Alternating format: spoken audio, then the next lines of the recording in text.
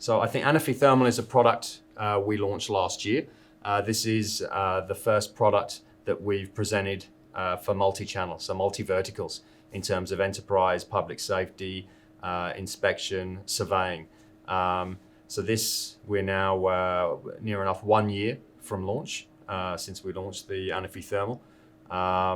In terms of where we see this going, we see the Anafi Thermal, we're at the beginning of the journey in terms of the enterprise usage. So I think the first part that we have been, or what we're actually seeing, is the drone becomes the eye in the sky. So it becomes the eye in the sky for the police service, for the fire service, for the surveyor, or for the energy inspection company.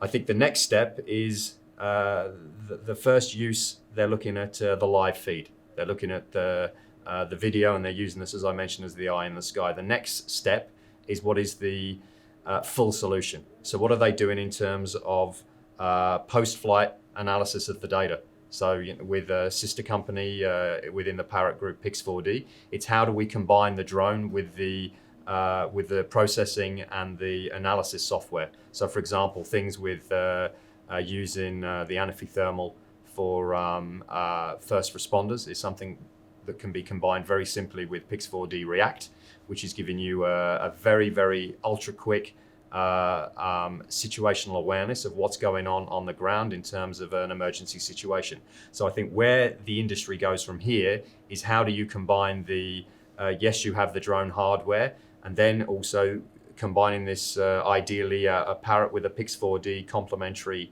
software to actually mean that the police, the fire, the building inspector can actually do more with the data set, with the information that they're getting from the drone. And this is where we really see combining all of these elements together to actually give more efficiency and more purpose to the flight of the drone.